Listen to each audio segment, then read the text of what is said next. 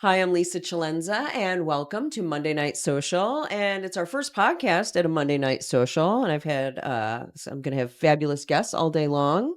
And an extra fabulous guest here with me is Joe Oh, Bick. extra Hey, Joe. fabulous. Thank Extra you. fabulous. Thank Because you. we're neighbors, sort of, because I live in the next town over. And you are running for Town of Clay Supervisor, I am Joe. running for Town of Clay Supervisor. Yeah. But before we get into it, let me just, I'm going to read your title, your proper introduction, Joe.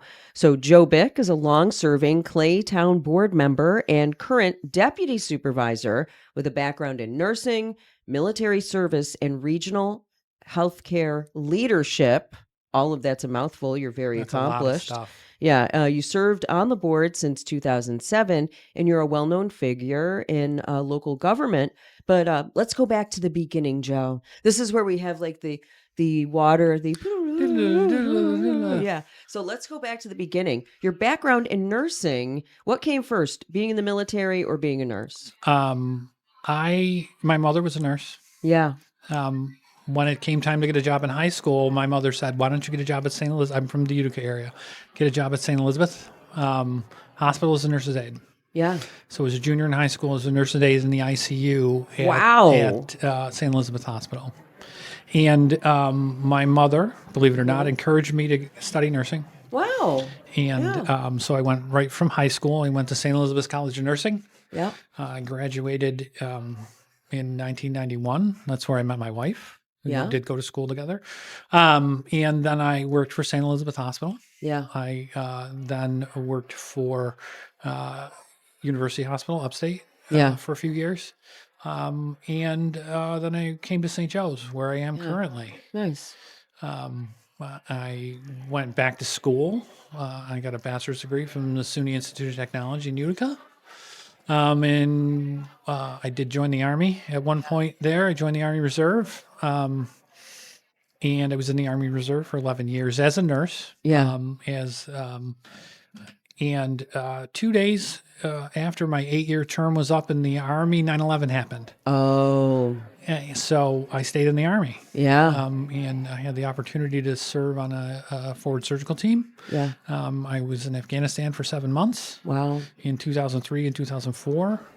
What was your experience like in Afghanistan as a nurse? What did you do? Our mission was to stabilize patients so that they could fly to the actual hospital. Wow. So I was on what was called a forward surgical team, which was 2 operating tables in a tent, an emergency room in another tent, and an ICU in a third tent. Wow. And we were deployed with first an infantry company from the Italian Army for 6 weeks.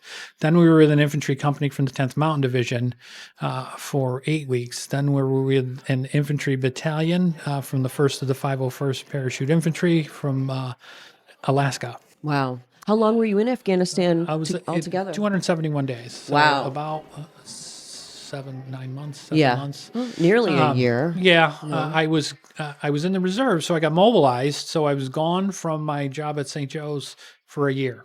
Yeah. We got mobilized. We went to Fort Drum to get validated, and then we flew from Fort Drum to Bagram, Afghanistan, and then from Bagram we were at Forward Operating Base Salerno. Now, when you got the call or they said, "Hey, we're going to send you to Afghanistan. We need you there." What do you remember your initial thoughts about that? I was working at the hospital. I was doing an orientation. I checked my email and saw the deployment order because at the time I was the commanding officer of the unit. So I got the order first. Yeah. We knew after 9/11 we would go somewhere sometime. The action in Iraq happened in March of 2003. We did not get mobilized for that, but we knew we'd be mobilized. So we did get mobilized. We ended up at the time being the most remote U.S. Army medical facility in the world Wow. because we were in Khost, Afghanistan, which is on the Afghanistan-Pakistan border. And we stabilized casualties that happened to the south of us on our side of the mountain. And we sent patients to the hospital after they were stabilized. Yeah. What's the most difficult part of of being the most remote, you know, medical personnel. When you get a bunch of casualties at the same time, you run out of stuff quick. Yeah. Or if the weather's bad, you can't be resupplied. We had one incident where we had a number of Afghan army casualties, and we used every single thing that Yeah. we had. So you treated American, We Afghanistan, we treated Italian. American soldiers. We treated coalition soldiers. We treated Afghan soldiers. We treated Afghan civilians. We treated Taliban, Al Yeah. Qaeda. Yeah. You know, once you're wounded on the battlefield, you're no longer a combatant. Yeah. So everybody gets treated the same. Did they try to get you to stop treating them, or they were unconscious and had no? No, you know, they didn't really, and I think they're appreciative. It was more than they expected. Yeah. I assume. Yeah. But you know, you have a responsibility to treat everyone the same. Sure. How does an experience like that, being, you know, remote, treating people who are injured in fighting, how does that change you? You know, I like to put a positive spin on it, Sure. and tell people that it gives you superpower. Yeah. Because everything else you do is something less than that. Yeah. And it gives you a weird skill set that if you can get yourself organized, you can apply that to other things in life. Sure. To give that experience more meaning, Yeah. right? Or more value, Yeah. right? Well, because nothing will shake you after that experience. It's tough. Do you have nerves of steel now? I don't want to be a braggart, but yeah, I get Yeah. stuff. I get stuff done. Life's full of challenges. Yeah. But I will say, you know, I had the opportunity to be in leadership in the hospital during the pandemic. Yeah. And being in the hospital during the pandemic, say what you want about the pandemic, that was the closest to my experience in combat than anything. Yeah. It wildly stressful on the people around you. At the beginning of the pandemic, you didn't know if you were going to get the disease. Yeah. And you know, And we didn't know how serious it was. Correct. We didn't know what would happen because some people got sick and died, and some people went, a lot of people got sick and died. yeah. Yeah. So, but when you're working in that environment and it's so intense that I worked for months and months without a day off Yeah. because it nonstop. And that was a level of stress that a lot of the people that I worked with had never experienced in their life, and it just chewed people up. It was profound, but I had the advantage of I've seen that before. I've seen how to try to mitigate that before. I've seen, you know, a similar level of awfulness is the word that I like to use to describe the war. It's awfulness. Yeah. And the pandemic had a very similar vibe and feel. Yeah. I think everybody has a little, you know, post-pandemic stress. 100%. It changed. I mean- It changed the world. It changed society. Yeah. It changed the way we interact with one another. The technology changed the way we work. When historians study it, they'll see that as a turning point. Yes. In just society, really. Yeah. Have you, in your leadership roles at the hospital, really had to? What's been a big challenge in that role after the pandemic, after it's changed our behavior, after all of that? Finding people who want to work in healthcare, really. Interesting. Finding nurses who want to continue to practice in the hospital. It had such profound effects on what it costs to provide care, what payers will pay to provide care, and really laid bare how thin the margin is when you cancel elective surgery, right? Yeah. Well, the thing about elective surgery is that it's not really elective. Elective means we scheduled it, but you still need surgery. Yeah. You still have Sooner to do it. or later. But that's what finances healthcare. You know, surgery finances mental health because of the way the system is. Yeah. When you don't have that, it becomes increasingly challenging to operate. And there's an assumption that if you work in one specialty in my profession, you can stop what you're doing and work in another one. Like if you do med surg, you can suddenly, or you do work in the OR, you can suddenly work on the medical floors, and the skill sets are different. Yeah. And the transition time is long. Hmm. and it's not easy to do. So then people leave, and then you want to start up doing what you were doing before, but you don't have the same people you had. If you could change something about the way people become nurses, or the way people get into the profession, like how would you make it easier? Is there a way to make it any easier, Is there a way to make it easier to get into the profession of nursing? or easier for you to find the people that you need? I don't know if there's an easier way because we talk about, well, AI is going to. We talked about AI. AI is Yeah. going to replace everybody doing everything. AI can't do Well, the work that we do. yeah. We nurses interact with individuals on an individual basis, uh, uh, physically, mentally, spiritually. Um, that machines can't replace, Yeah. and there's no substitute for that. Yeah. And so I don't know. Technology isn't necessarily the solution, Sure. but I don't know if there's an easier way. Yeah. You need more people, though. You I need need more more people nurses. who are committed to doing this level because it's hard work. Yeah. It's always been hard work um, since I was a junior in high school. I like hard work, so I don't Sure. mind that. Yeah. But it's difficult. It's Sometimes it demanding. is Yeah. demanding. It's Hmm. sometimes it can be thankless, or you can feel like it's thankless. Yeah. Um, I get a tremendous amount of satisfaction because I am in a position where I have the opportunity to help a lot of people, Hmm. and have teams that help me help a lot of people. Hmm. That I think we make the world a better place, or at least we try to, Yeah. even if it's for one individual. What's the most satisfying part of your job at the hospital? The most satisfying part of my job in the hospital is to solve different problems, the weirdest things, and I don't want to get into what the weirdest things Sure. are. Yeah.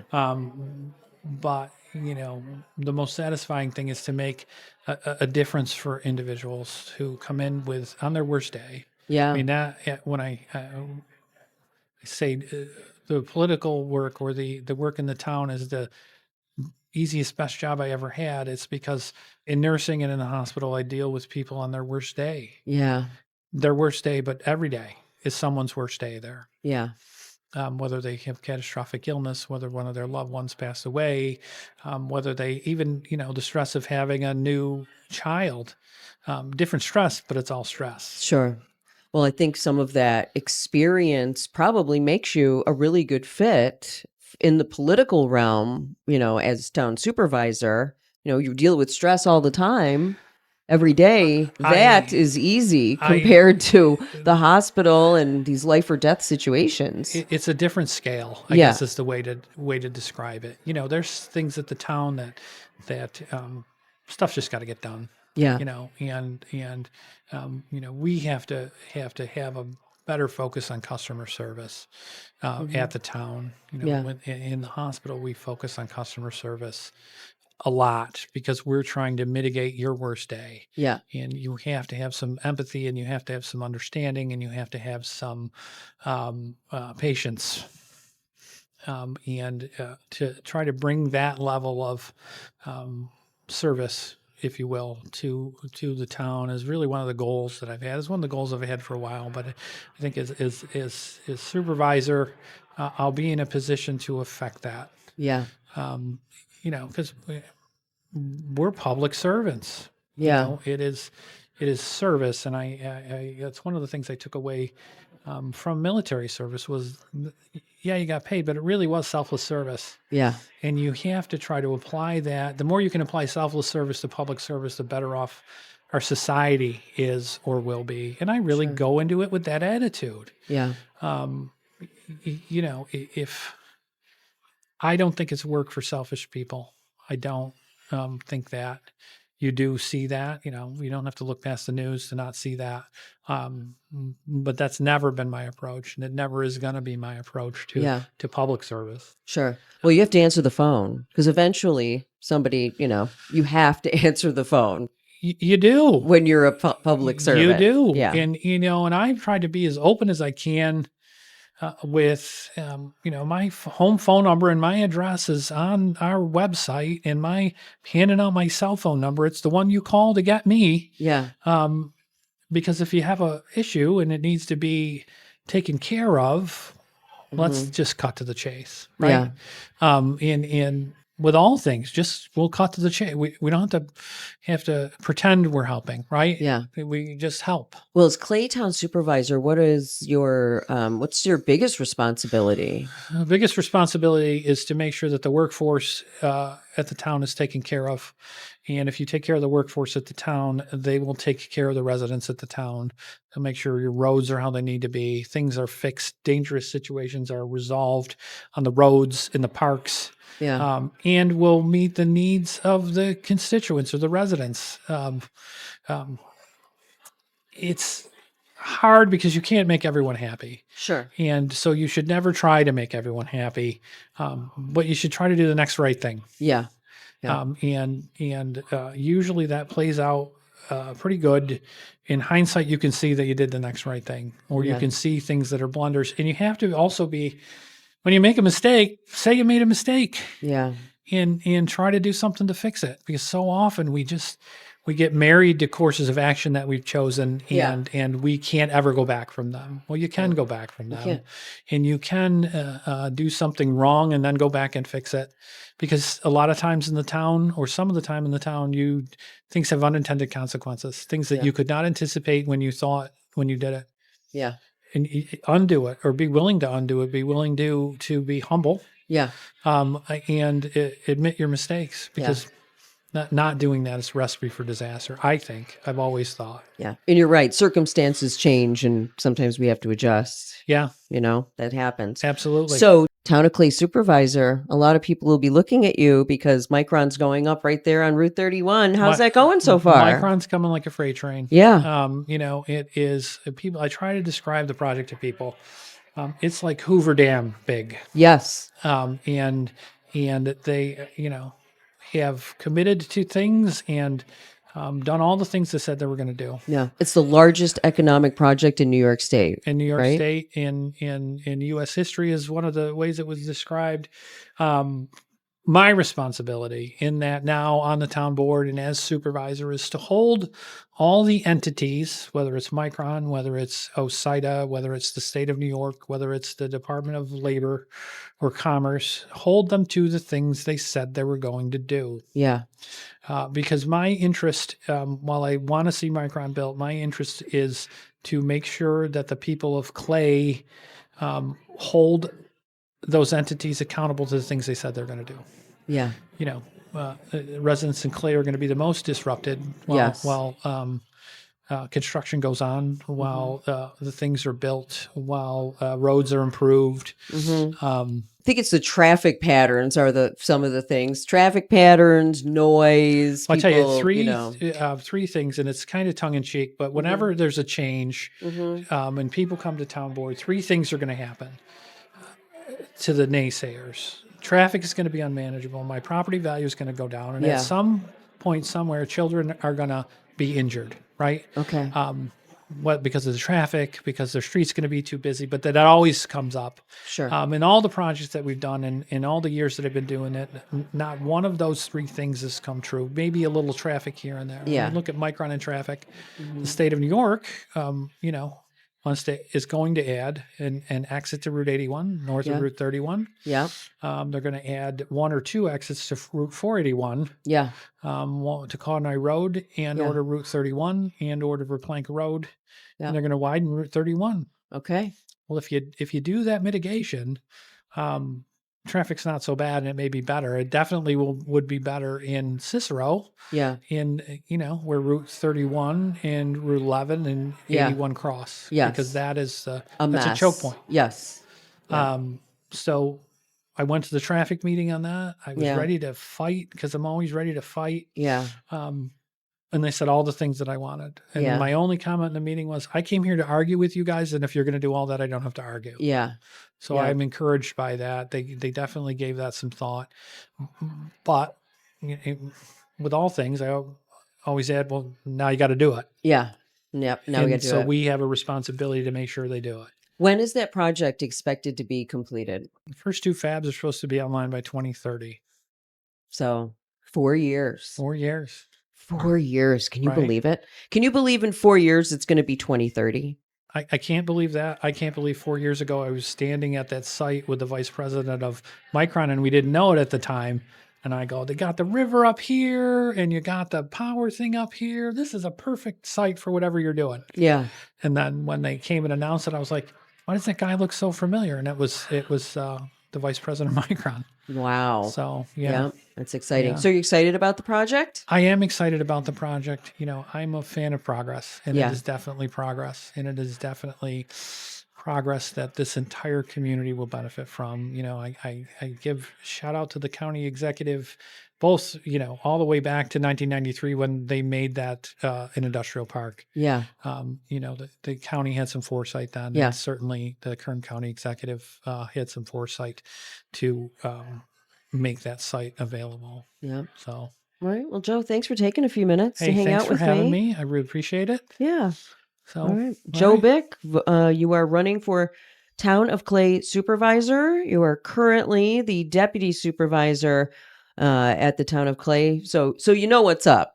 So you've been there. I You're not do. a novice. I'm not a novice. Yeah. I'm not a novice. You didn't just walk in the door and go, "Hey." Hey, I think this would be no. You've been at this a long time. When you watch organizations and you watch how things are, you pay attention to be like, well, if I had a chance, I would just whatever. Yeah.